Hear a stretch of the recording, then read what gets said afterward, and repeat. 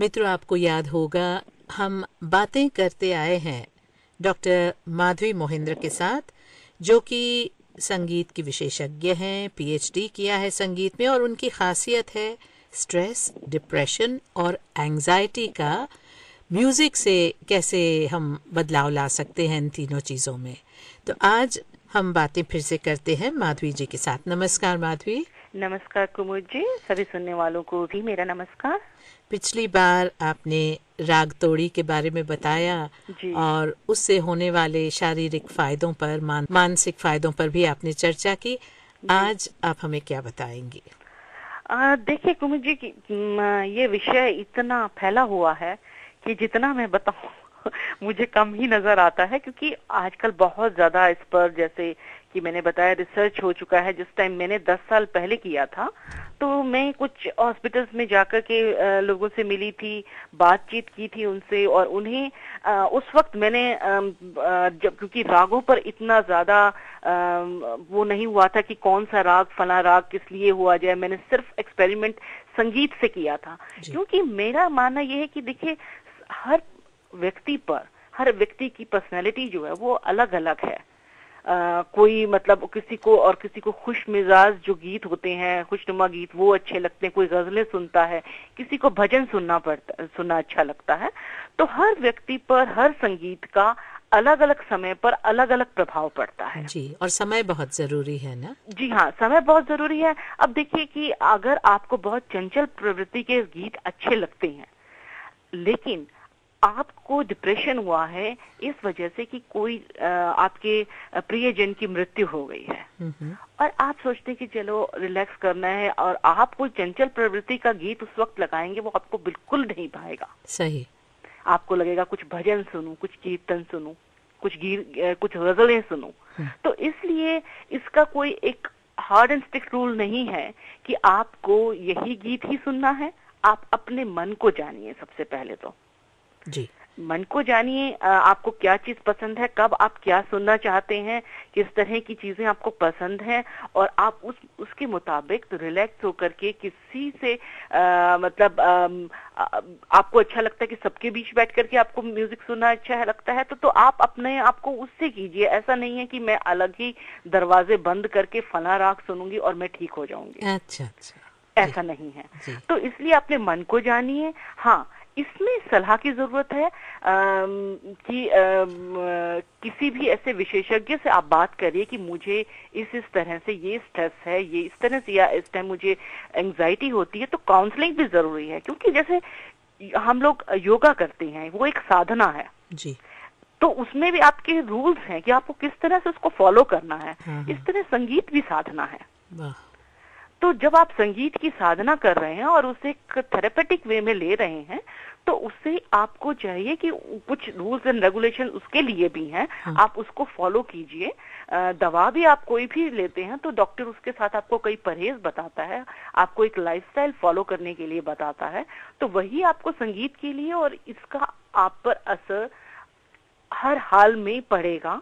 क्योंकि जैसे मैंने बताया कि निराशा में, स्ट्रेस में, डिप्रेशन में, ये कुछ राग मैंने बताए थे। अभी जैसे हैं जिन लोगों को गुस्सा बहुत आता है, हाँ, उनको भजन सुनाया जाए अगर, तो उनका गुस्सा जो है वो कंट्रोल, बिल्कुल कंट्रोल में आ जाएगा। हाइपरटेंशन, और खास तौर पे जिनको थोड़े से हिस्टीरिया फिट्स आते हैं, तो उनको हम अगर अहित भैरव, पूरिया, तोड़ी ये राग सुनाएंगे तो उनके लिए बहुत अच्छा होगा जी। और कोल्ड कफ के लिए तो मैंने बताया ही था, भैरवी है, उसके साथ में आप गुजरी तोड़ी कर दीजिए। अच्छा। बहुत अच्छा है। और सर दर्द जो है वो आपको कई बार स्ट्रेस की वजह से भी होता है, कई बार आपको वैसे भी सर में दर्द हो जाता है, काम की थकान की वजह से सर में दर्द हो सकता है, किसी भी वजह से सर में दर्द हो सकता है। तो ऐसा नहीं कि आप सिर्फ जो डिप्रेशन के लिए संगीत है आप वही सुन रहे हैं। तो आप हेडेक के लिए, सर दर्द के लिए आप के लिए अलग से राग हैं कि आप उनको सुने। जैसे राग दरबारी है, अच्छा, राग जयजयवंती है। तो इन रागों को अगर आप सुनेंगे या इन पर आधारित गीतों को सुनेंगे, एक मैं यहाँ पर और बात बताना चाहूंगी कुमुद जी की जो इंटरनेट है इस पर बहुत सी जानकारी मिलती है, लेकिन हर बात जो यहाँ लिखी होती है वो सही भी नहीं होती है। बिल्कुल बिल्कुल। क्योंकि मैं भी एक बैठ करके वेबसाइट बना देती हूँ और कुछ ना कुछ लिख देती हूँ, कहीं से इधर से मैंने कुछ जोड़ा, इधर से कुछ जोड़ा और मैंने इंटरनेट पर डाल दिया, तो वो पूरी तरह से नॉलेज नहीं है। तो आप ये ना सोचिए कि हमने वो गीत या वो संगीत लिखा था कि फला राग पर है और ये राग मेरी इस बीमारी में काम आएगा, तो ऐसा कभी ना करिए आप। वैसे तो संगीत कोई भी है, क्योंकि हम किसी भी संगीत गीत की भाषा नहीं समझते हुए भी उसे एंजॉय करते हैं, लेकिन बिल्कुल जिसको कहते हैं ना कि नीम हकीम खतराए जान, वो तो वो आप बिल्कुल भी ना करें। किसी जानकार से आप जरूर बात करें एक बार कि मुझे इसके लिए क्या करना चाहिए, किस तरह का संगीत मुझे सुनना चाहिए।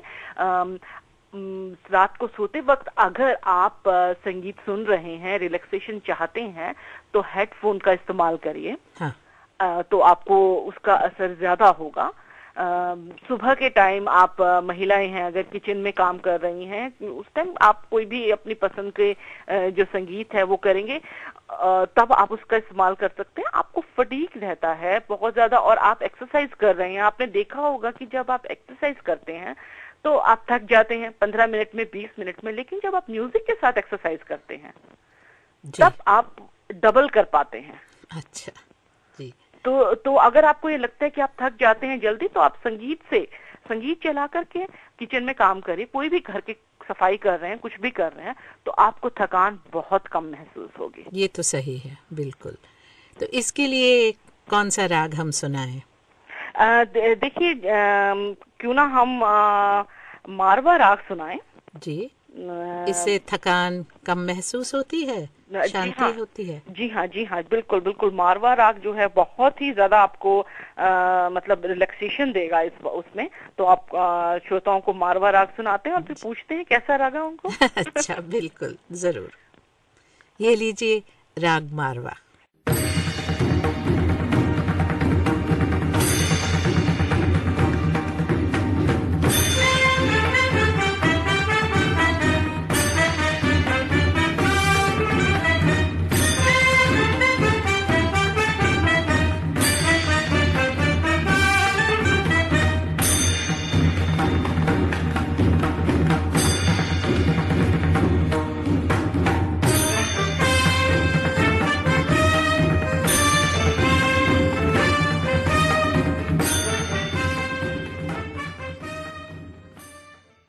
भाई बहुत अच्छा लगा राग मारवा। और आप बता रही थी माधवी जी कि स्पीच थेरेपी पर भी संगीत का प्रभाव पड़ सकता है, वो कैसे? जी बिल्कुल।